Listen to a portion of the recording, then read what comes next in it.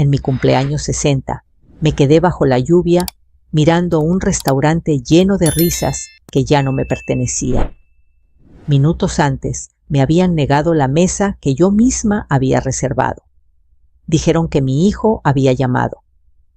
Dijo que yo no estaba bien, que podía causar una escena. Yo, que había pasado 38 años entrando a ese lugar de la mano de mi esposo, fui tratada como una extraña peligrosa. Mientras el agua me empapaba el cabello, una pregunta me atravesó el pecho como un cuchillo. ¿De verdad me estaba perdiendo? ¿O alguien me estaba borrando? Nunca pensé que cumplir 60 sería así. No esperaba regalos grandes ni velas espectaculares. Solo quería sentarme a comer en el restaurante favorito de mi difunto esposo, el lugar donde celebramos cada aniversario importante, donde él siempre pedía el mismo vino y yo fingía no saber el final de sus historias. Habían pasado 4 años desde que murió y aún así ese sitio seguía siendo el único donde sentía que podía hablarle sin que me doliera tanto. Reservé la mesa una semana antes, llamé con calma, anoté la hora. Repetí mi nombre 2 veces. «Todo listo, señora María», me dijo la joven por teléfono. Colgué y me quedé mirando la foto de mi esposo sobre el aparador. «Voy a ir», le susurré como si pudiera escucharme. «Solo un rato». Ese día me arreglé despacio. Elegí el vestido azul que a él le gustaba, el que decía que me hacía ver más fuerte. Me miré al espejo y noté las líneas alrededor de los ojos, el cabello con más canas de las que recordaba. Me sonreí para darme ánimo. 60 no es el final, pensé. Es solo otro número. Cuando llegué al restaurante, la tarde empezaba a oscurecer. Las luces cálidas iluminaban el interior y desde afuera podía ver a parejas inclinándose una hacia la otra copas, levantándose en brindis silenciosos. Respiré hondo antes de entrar. Empujé la puerta pesada de madera y sentí el golpe familiar del aroma a romero y ajo. «Buenas tardes», dije al acercarme al mostrador. «Tengo una reservación». La anfitriona levantó la vista, sonrió automáticamente y luego frunció el ceño al leer la pantalla. Su nombre preguntó. «María López».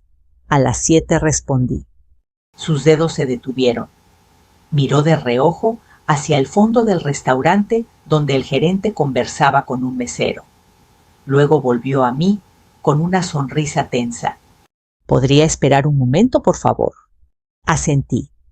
Me quedé de pie sosteniendo el bolso con ambas manos, observando cómo la gente entraba y salía a mi alrededor. Pasaron 2 minutos, tal vez 3. El gerente se acercó. Un hombre de unos 40 años, traje oscuro, voz suave. «Señora López», dijo con cuidado, «me temo que ha habido un malentendido». Sentí un nudo en el estómago. «¿Qué tipo de malentendido?», pregunté. «Recibimos una llamada esta mañana», continuó, «de su hijo. El nombre de mi hijo Daniel apareció en mi mente como un relámpago». «¿Mi hijo?», repetí. «¿Para qué llamaría él?» El gerente bajó la voz, como si compartiera un secreto incómodo. «Nos dijo que usted ha estado pasando por momentos de confusión, que podría no recordar bien las reservaciones, que tal vez», buscó la palabra, «podría alterarse». Sentí que el suelo se movía bajo mis pies. «Eso no es verdad», dije. «Estoy perfectamente bien. Yo hice la reservación». «Lo entiendo», respondió, pero su tono era el que se usa con niños o con ancianos frágiles. Solo queremos evitarle una situación incómoda. Incomodidad. Miré a mi alrededor. Noté a una pareja joven observándonos a una mujer mayor que fingía no escuchar. La incomodidad ya estaba ahí colgando en el aire pegajosa. «Es mi cumpleaños», dije en voz baja, «y este lugar...». Me quedé sin palabras. El gerente respiró hondo. Lo siento mucho, señora, pero no podemos darle la mesa esta noche. Algo se rompió dentro de mí. No grité, no lloré, simplemente asentí como si me hubieran explicado algo obvio. Entiendo, dije. Me di la vuelta y caminé hacia la puerta. Nadie me siguió. Cuando salí, la lluvia comenzó a caer con más fuerza, empapándome los hombros en segundos. Me quedé bajo el toldo mirando las luces del interior a través del vidrio empañado. Vi a una familia cantar cumpleaños. Vi a un hombre besar la mano de su esposa. Eso debía ser yo, pensé. Ese debía ser mi lugar. Saqué el teléfono con manos temblorosas y llamé a Daniel. Sonó una vez, 2, luego el buzón. Daniel, dije, tratando de mantener la voz firme. Estoy en el restaurante. Dicen que llamaste. No entiendo qué está pasando. Llámame, por favor. Colgué. El teléfono se quedó mudo en mi palma. Mientras la lluvia seguía cayendo, una duda comenzó a crecer lenta y venenosa. ¿Y si tenía razón? ¿Y si yo había olvidado algo últimamente? Daniel decía que repetía historias que hacía las mismas preguntas. Yo me reía, pero ahora no estaba tan segura. No estoy loca, murmuré para mí misma. ¿Verdad? Fue entonces cuando sentí una presencia a mi lado. Una mujer de mediana edad, cabello oscuro, recogido, abrigo sencillo. Me miró con una mezcla de curiosidad y comprensión. Perdone, dijo suavemente. ¿Se encuentra bien? La miré. Quise decir que sí. Quise sonreír, pero no pude. Creo que no respondí. Ella se acercó un poco más para cubrirse de la lluvia y bajó la voz. Lo que hicieron con usted, susurró, no estuvo bien. Esas palabras tan simples me atravesaron. Alguien lo había visto. Alguien no me miraba como si fuera un problema. Sentí que el aire regresaba a mis pulmones. Mi nombre es Lucía, añadió, y creo que nadie tiene derecho a decidir por usted así. La miré fijamente. En su expresión no había lástima, había certeza. Y por primera vez esa noche sentí algo distinto al miedo. Tal vez no estaba perdiendo la cabeza. Tal vez apenas estaba empezando a entender. La lluvia no daba tregua. Caía con una constancia paciente, como si el cielo también estuviera esperando algo de mí. Lucía señaló el borde del toldo y dio un pequeño paso para que yo pudiera cubrirme mejor. Su gesto fue sencillo, casi automático, pero me conmovió más de lo que estaba dispuesta a admitir. ¿Quiere sentarse un momento?, preguntó. Hay una banca más allá. Asentí. Caminamos despacio hasta una banca de metal frente al restaurante aún visible desde los ventanales. El vidrio empañado reflejaba luces cálidas y siluetas felices. Me senté con cuidado, sintiendo cómo el vestido se me pegaba a las piernas por la humedad. Gracias, murmuré. No suelo descomponerme así. Lucía se sentó a mi lado sin invadir mi espacio. Tenía el rostro sereno, marcado por los años, pero con una mirada despierta, atenta. A veces no es descomponerse, dijo. A veces es darse cuenta de algo. La miré intrigada. ¿De qué? De que alguien decidió hablar por usted, respondió. Y eso duele más que la lluvia. Guardé silencio. Pensé en Daniel, en cómo había empezado a ayudarme después de la muerte de mi esposo. Al principio lo agradecí. Él traía las compras, revisaba el correo, se ofrecía a acompañarme al banco. Yo estaba cansada, triste. Me dejé cuidar. Mi hijo cree que sabe qué es lo mejor para mí, dije al fin. O al menos eso dice. Lucía asintió lentamente. ¿Desde cuándo? La pregunta me tomó por sorpresa. No lo sé, respondí. Tal vez desde que mi esposo murió. Desde entonces, todo cambió. Le conté con palabras torpes cómo Daniel había empezado a opinar sobre mis decisiones. Mamá, ya no manejes de noche. Mamá, déjame guardar esos papeles. Mamá, eso ya te lo expliqué. Frases sueltas que juntas formaban una sombra. ¿Y usted preguntó, Lucía, qué sentía cuando él decía eso? Bajé la mirada. Al principio, alivio. Luego, confusión. A veces me preguntaba si tenía razón, si realmente estaba olvidando cosas. Lucía respiró hondo, como si eligiera sus palabras con cuidado. Le voy a decir algo que me hubiera gustado escuchar hace años, dijo. Cuando alguien empieza a repetirle que usted no está bien, lo hace para que usted misma empiece a dudar. Sentí un escalofrío. ¿Le pasó algo parecido?, pregunté. Lucía soltó una risa breve sin humor. Mi hija respondió. No mi hijo, pero el resultado fue el mismo. Giré el cuerpo hacia ella. La lluvia amortiguaba el ruido de la calle, creando una burbuja extraña a nuestro alrededor. Después de que me divorcié, continuó mi hija, empezó a decir que yo estaba muy sensible, que tomaba malas decisiones, que no debía vivir sola. Un día me di cuenta de que había ido a un notario sin mí. Estaba preguntando por mis propiedades. Y usted, pregunté con un hilo de voz.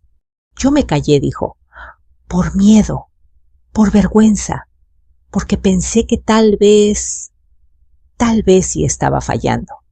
La miré fijamente. Vi en sus ojos algo que reconocí al instante culpa injusta.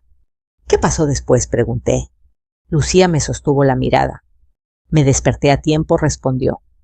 No fue fácil, pero entendí que cuidar no es lo mismo que controlar. Sus palabras quedaron suspendidas entre nosotras. Yo pensaba en la llamada del restaurante, en la forma en que el gerente había bajado la voz al mencionar a Daniel. Su hijo dijo, no había preguntado, había asumido. Lucía, dije de pronto, ¿usted cree que alguien puede hacerte parecer incapaz sin que lo seas? Ella no dudó. Sí, respondió. Y suele empezar con pequeñas cosas, con decisiones por tu bien. Miré mis manos arrugadas, temblorosas por el frío. Recordé un detalle que me había incomodado semanas atrás. Daniel había insistido en acompañarme al banco, aunque yo le dije que podía ir sola. Para ayudarte, dijo. Yo acepté. ¿Quién controla sus cuentas?, preguntó Lucía entonces casi en un susurro. La pregunta me atravesó como un rayo. Yo empecé. Bueno, Daniel tiene acceso, por si acaso. Lucía cerró los ojos un segundo como si confirmara algo que ya sabía. Señora María, dijo con suavidad, nadie necesita acceso por si acaso, si usted está bien. Sentí que el corazón me latía en los oídos. Pero es mi hijo, dije. No me haría daño. Lucía apoyó una mano cálida sobre la mía. Las peores heridas no siempre vienen de la maldad, respondió.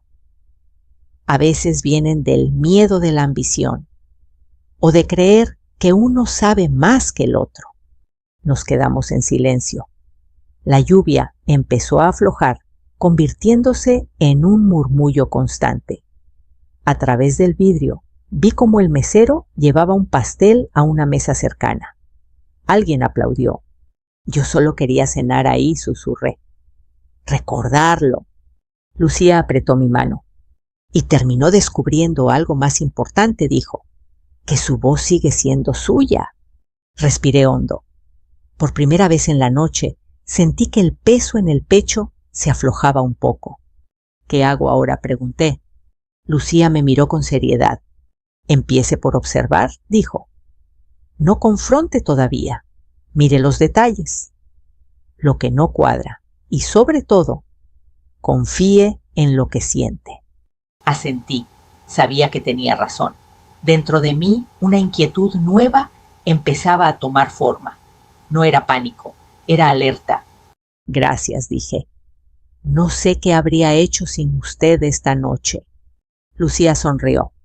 Tal vez habría llegado a la misma conclusión, respondió.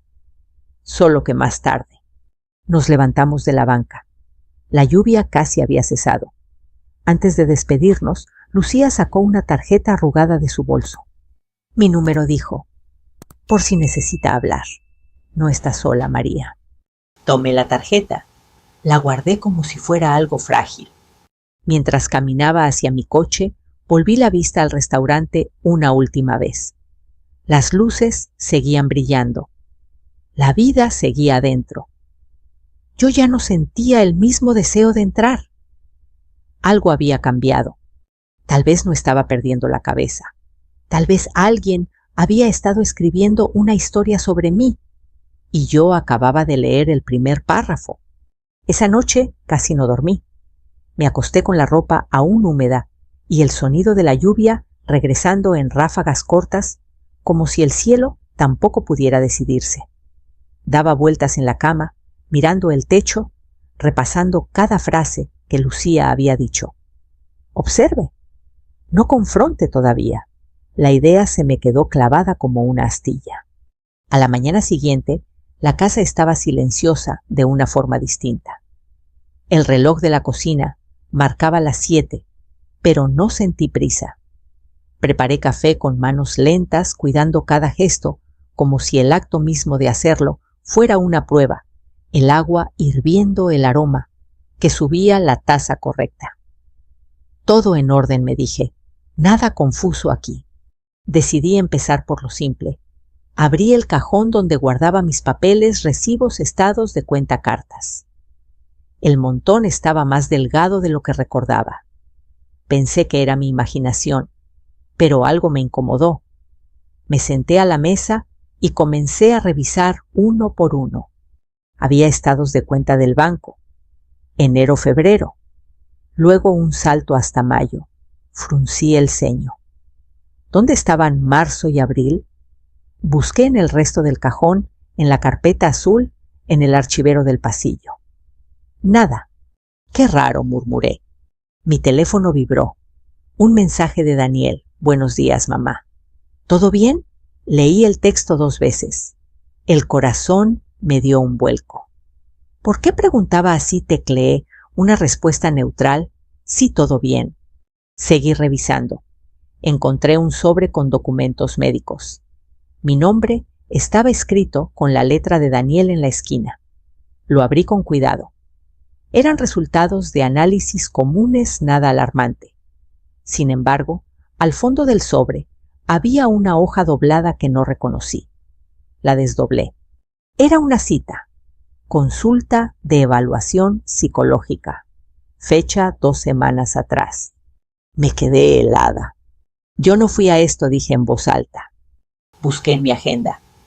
Revisé el calendario del teléfono. Nada.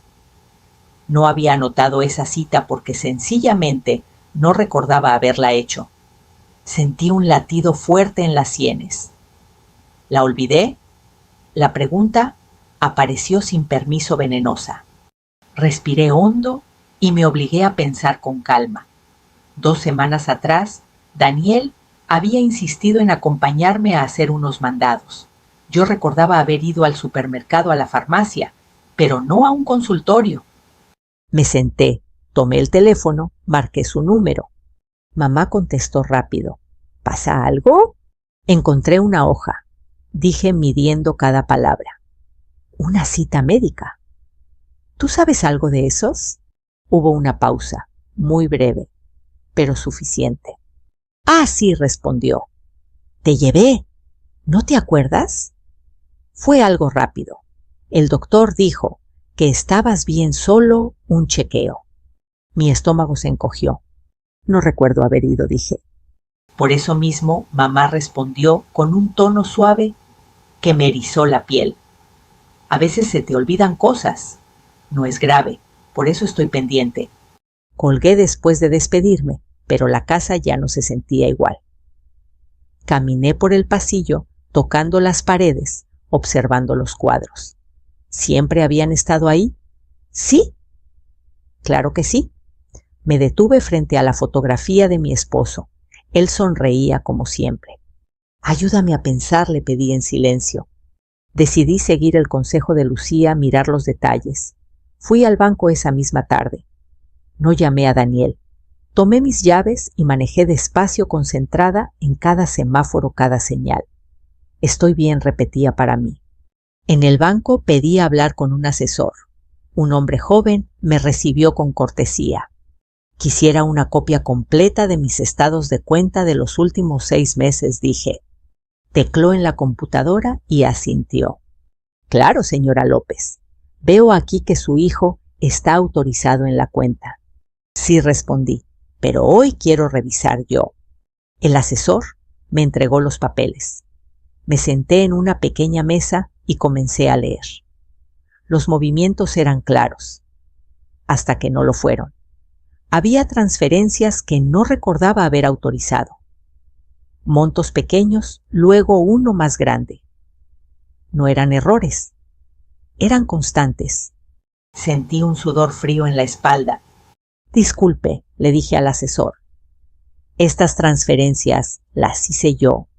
Él miró la pantalla. Fueron realizadas desde la cuenta principal con autorización válida, respondió. En algunas aparece la firma de su hijo. La palabra firma me retumbó en la cabeza. Regresé a casa al anochecer. Me senté en la sala, sin encender las luces, escuchando el tic-tac del reloj. Pensé en cada vez que Daniel me había dicho yo me encargo, en cada vez que yo había aceptado cansada, confiada. Saqué la tarjeta de Lucía del bolso. Dudé un segundo. Luego marqué. Lucía, dije cuando respondió. Creo que hay cosas que no cuadran. Respire, me dijo. Cuénteme. Le hablé de los estados de cuenta, de la cita médica, de las palabras de Daniel, del miedo que empezaba a colarse entre mis pensamientos. No está perdiendo la cabeza, dijo con firmeza. Está viendo con claridad. Pero él es mi hijo, respondí. ¿Cómo pudo? Eso lo sabremos. Después me interrumpió. Ahora lo importante es que no vuelva a dudar de usted misma. Colgué y me quedé sentada en la oscuridad. Por primera vez, la pregunta cambió de forma. Ya no era ¿estaré mal?, sino ¿qué más no me han contado? La casa seguía en silencio, pero ahora ese silencio era una invitación. A mirar, a recordar, a unir puntos. Algo se estaba revelando despacio como una fotografía en el agua. Y yo, por primera vez, estaba lista para mirarla de frente. Parte 3. Las pequeñas cosas que no cuadran, 1004 palabras. Tieptuk, parte 4. ¿Estoy perdiendo la cabeza? ¿O me la están quitando? Dormí apenas unas horas. No porque no estuviera cansada, sino porque mi mente no dejó de trabajar. Cada recuerdo reciente parecía reacomodarse como piezas que por fin encontraban su lugar. Al amanecer, me levanté con una determinación nueva. No iba a enfrentar a Daniel. Todavía no. Primero necesitaba certezas. Llamé a Lucía temprano. Contestó con voz clara, despierta. ¿Está lista?, preguntó, como si hubiera estado esperando la llamada. Necesito saber si ese documento médico es real, dije. No quiero opiniones, quiero hechos. Entonces no vaya sola, respondió. Venga conmigo. Nos encontramos a media mañana en una cafetería tranquila. Lucía llevaba una carpeta delgada bajo el brazo. Me miró con una mezcla de seriedad y cuidado. Conozco a un médico, dijo. No es psicólogo, es internista de los de antes. Observa, escucha y no firma nada que no haya visto. Manejamos juntas hasta un consultorio modesto, de paredes claras y olor a desinfectante. El doctor Ramírez, un hombre de cabello canoso y ojos atentos, me saludó con un apretón de manos firme. Siéntese, señora María, dijo. Cuénteme qué la trae por aquí. Le hablé de la cita, que no recordaba, del papel encontrado, de las dudas que me corroían. Hablé despacio, sin dramatizar. El doctor escuchó sin interrumpir, tomando notas. ¿Se siente desorientada con frecuencia?, preguntó. No respondí. A veces triste, a veces cansada, pero no desorientada. Me hizo preguntas simples. Fechas, nombres, historias de mi infancia. Respondí sin dificultad. Luego me pidió que esperara un momento y salió del consultorio. Regresó con una hoja en la mano. He revisado el documento que trae, dijo. No es mío y no debería existir como evaluación formal. Sentí un vacío en el estómago. ¿Qué quiere decir?, pregunté. Que no cumple con los criterios, explicó. No hay pruebas, no hay entrevistas completas, no hay seguimiento. Es una hoja que sugiere una narrativa, no un diagnóstico. Lucía apretó los labios. ¿Podría alguien usar esto para...? Empecé. ¿Para insinuar incapacidad?, completó él. Sí, pero no tiene sustento clínico. Salí del consultorio con las piernas temblorosas. No por miedo, sino por la claridad repentina. No estaba enferma, y alguien había querido que pareciera que sí. Nos sentamos en el coche sin encenderlo. Lucía me miró de frente. Ahora entiende, dijo. No se trata de cuidarla. Se trata de decidir por usted. Las imágenes se atropellaron en mi mente, Daniel, guardando mis papeles, acompañándome, por si acaso, hablando por mí. La llamada al restaurante volvió con una fuerza nueva. Ya no era vergüenza. Era estrategia. ¿Qué hago ahora?, pregunté, aunque en el fondo ya lo sabía. Documente todo, respondió. Fechas, mensajes, estados de cuenta. Y sobre todo, no lo confronte aún.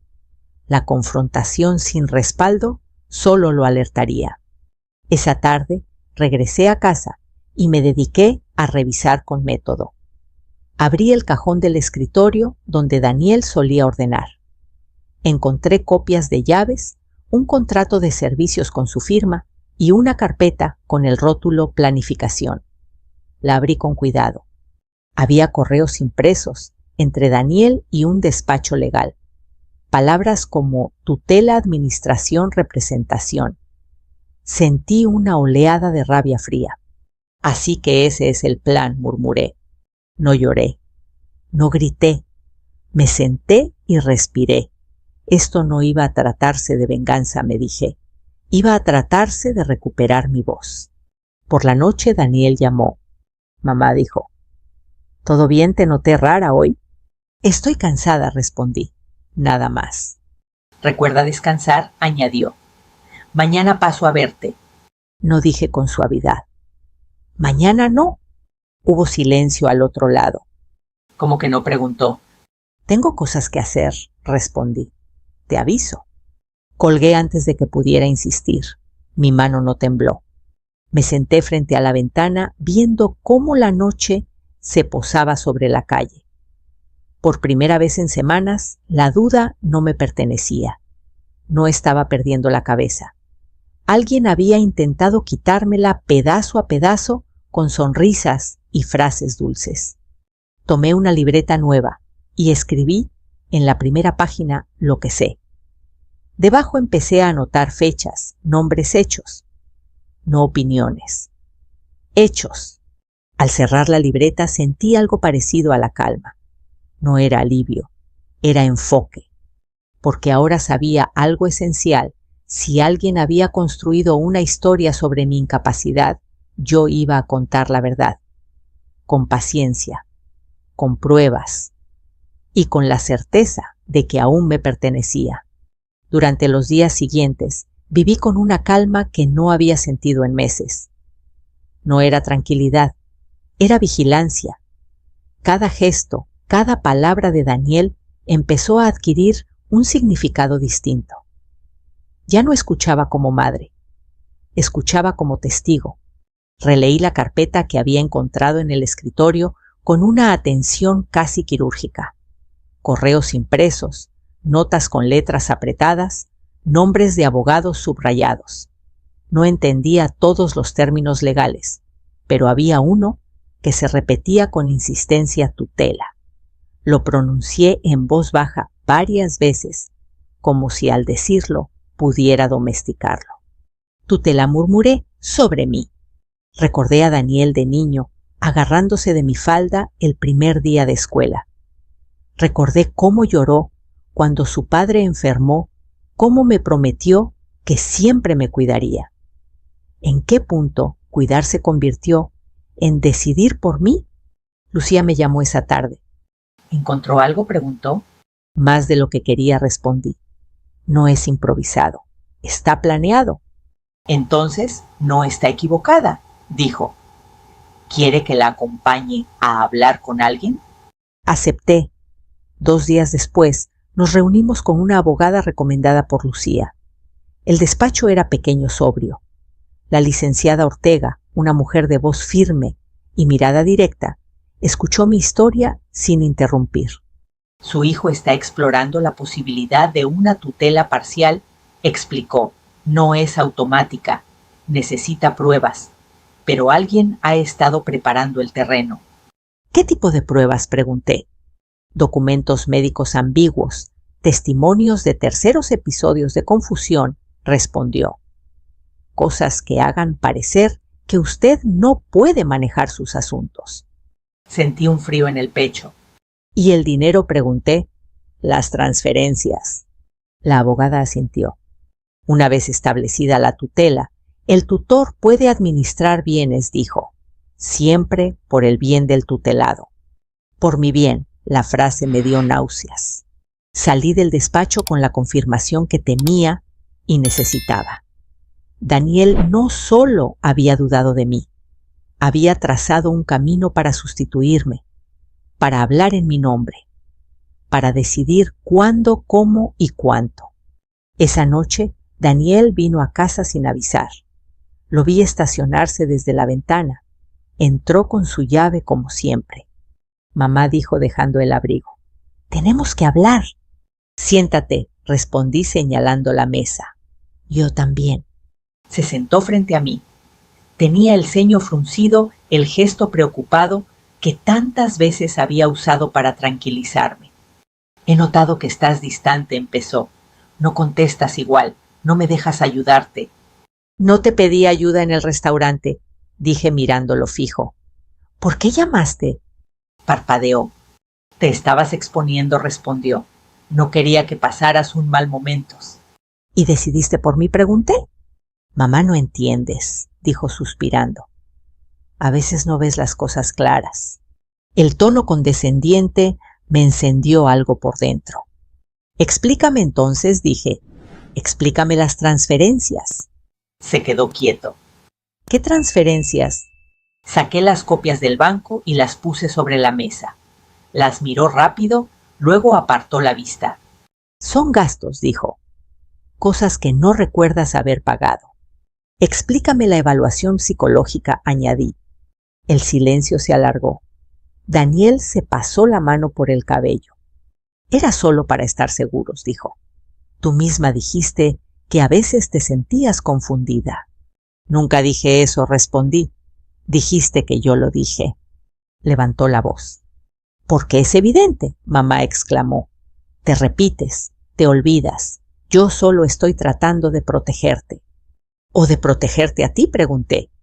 Sus ojos se endurecieron. «No seas injusta». Respiré hondo. No era el momento de gritar. Saqué la libreta y la abrí. «He hablado con un médico», dije. «Estoy perfectamente bien. He hablado con una abogada. Sé lo que significa tutela». Daniel se levantó de golpe. «¿Fuiste a un abogado?», preguntó. «¿Con quién?». «Eso no te incumbe», respondí. Como no me incumbía tu llamada al restaurante. Caminó de un lado a otro nervioso. «Mamá, esto es por tu bien», repitió. «No puedes vivir sola así. Yo tengo deudas. El trabajo no va bien. Si tú no te organizas, todo se desmorona». Ahí estaba, la verdad desnuda. No era mi fragilidad, era su miedo. «Entonces se trata de dinero», dije. Daniel no respondió. Su silencio fue más elocuente que cualquier confesión. «No estoy enferma», continué. «Estoy despierta». Me miró como si viera a una desconocida. Si sigues por este camino, dijo, vas a arrepentirte. Me levanté. Este es mi camino, respondí. Y se termina hoy. Le pedí que se fuera. Dudó. Luego tomó su abrigo y salió sin despedirse. Escuché la puerta cerrarse con fuerza. Me quedé sola en la cocina, con el eco de sus pasos aún vibrando en el suelo. No lloré. Sentí tristeza, sí, pero también algo nuevo, claridad. Llamé a Lucía. Ya sé todo, le dije.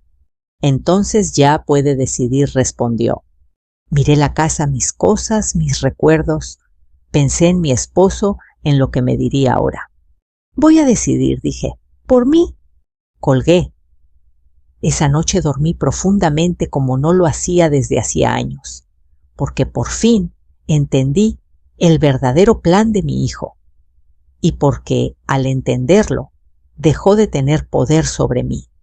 La mañana después de que Daniel se fue de mi casa, desperté con una sensación extraña, una mezcla de duelo y firmeza.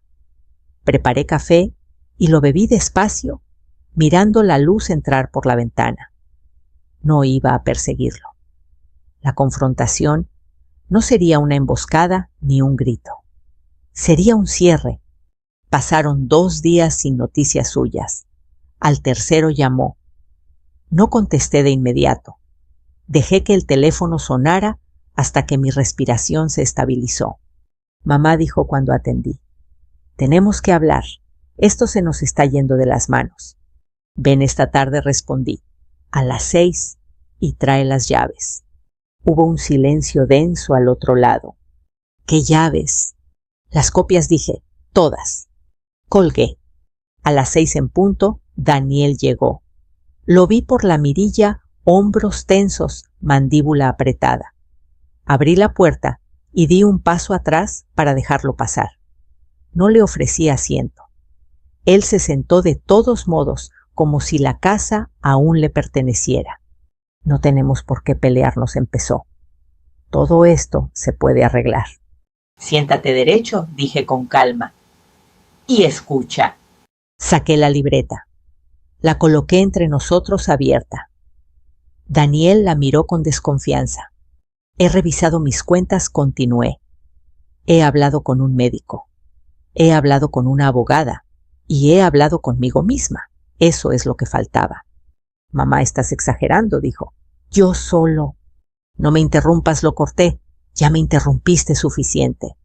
Respiré hondo. No había temblor en mi voz. Llamaste al restaurante, dije. Dijiste que yo no estaba bien. ¿Por qué? Daniel se removió en la silla. Para evitarte un mal rato. Me lo causaste, respondí. ¿Por qué? Porque te expones, repitió. Porque no te das cuenta de cómo te ven. ¿Quiénes? Pregunté. ¿Los demás? ¿O tú? Apretó los labios. Hiciste citas médicas sin mi consentimiento, seguí. Usaste documentos ambiguos, retiraste dinero, hablaste con abogados, todo sin decírmelo. Era necesario, dijo. Tú no lo habrías entendido. Entiendo perfectamente, respondí. Querías control. Se levantó de golpe. No, exclamó. Quería ayudarte. Después de que papá murió, te viniste abajo. Me dolió, dije. No me anulé. Te volviste frágil, insistió. Me volví humana, respondí. Y tú confundiste humanidad con incapacidad.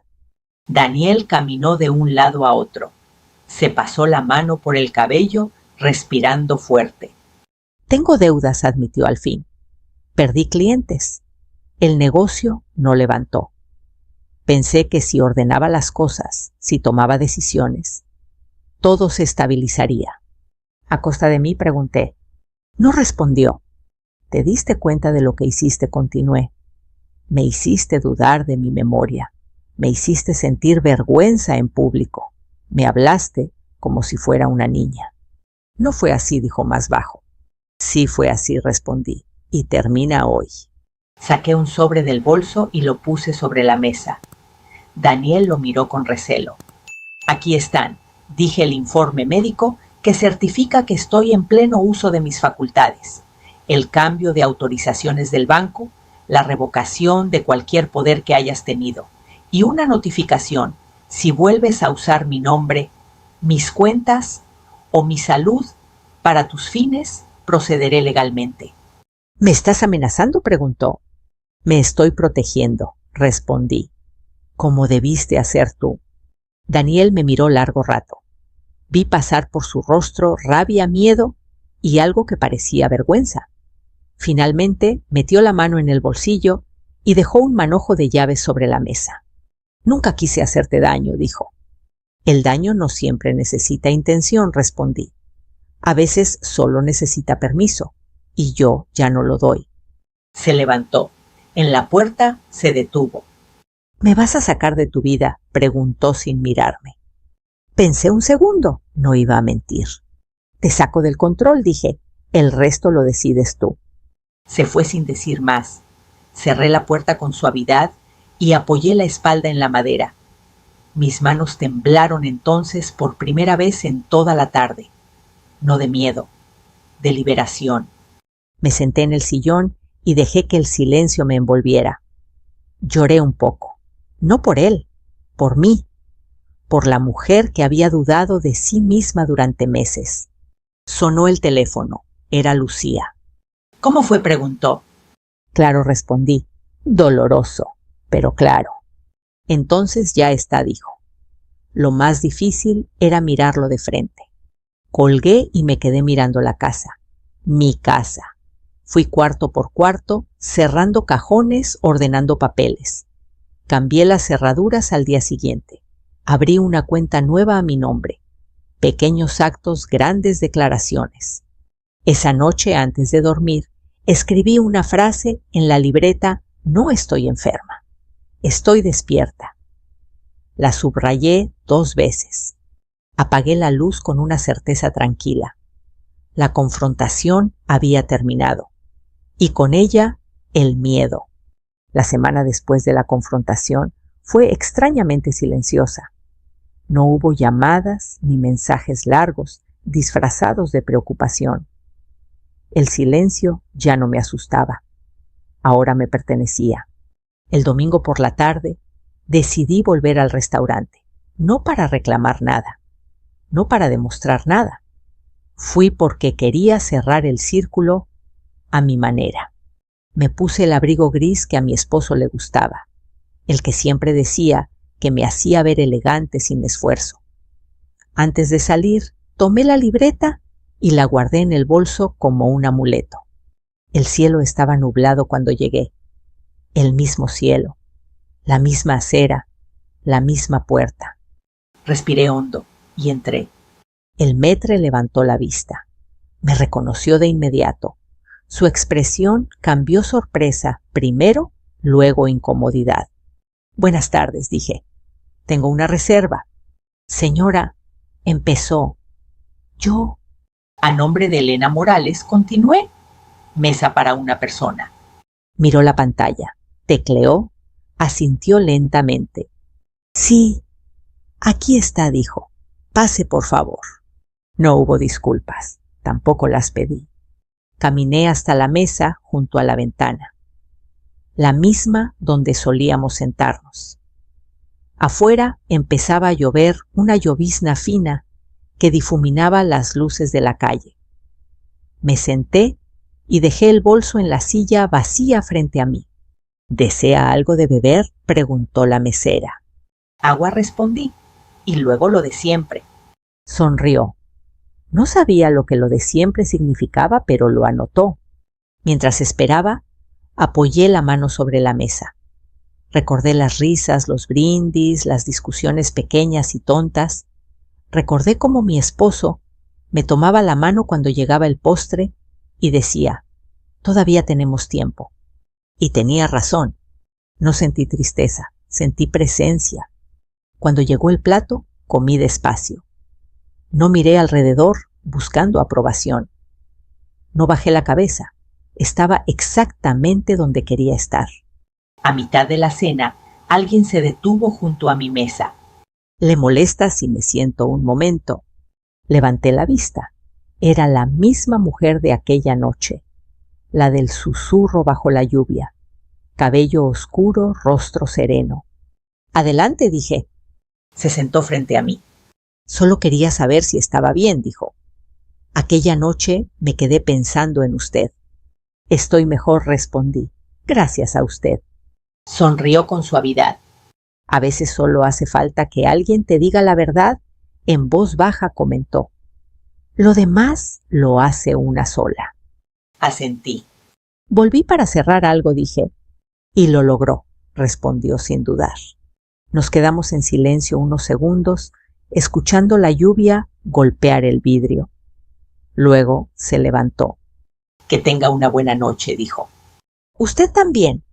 Cuando se fue, pedí el postre, el mismo de siempre. Al primer bocado sentí un nudo en la garganta. Pero no lloré, sonreí. Al salir la lluvia había aumentado. Me quedé un momento bajo el toldo, dejando que algunas gotas cayeran sobre mi abrigo. No me moví de inmediato. Pensé en todo lo que había pasado, en el miedo, en la vergüenza, en cómo casi me convencieron de que no estaba bien, cuando lo único que estaba era cansada de no ser escuchada. Caminé hacia el coche sin prisa. Esa fue la última vez que estuve bajo la lluvia sintiéndome sola. Hoy cuando alguien me pregunta cómo estoy, respondo con la verdad. Estoy viva, estoy lúcida y estoy en paz. Y si tú que estás escuchando esta historia, alguna vez dudaste de ti mismo porque otros te hicieron creer que ya no eras capaz, quiero que recuerdes esto: la edad no te quita la voz, solo revela quién intenta quitártela. Si esta historia te tocó el corazón, me encantaría leerte en los comentarios. Cuéntame desde dónde nos escuchas y si alguna vez tuviste que recuperar tu lugar en tu propia vida. Compartimos historias como esta todos los días, historias sobre dignidad, límites y segundas oportunidades. Suscríbete para no perderte ninguna. Sigamos este camino juntos.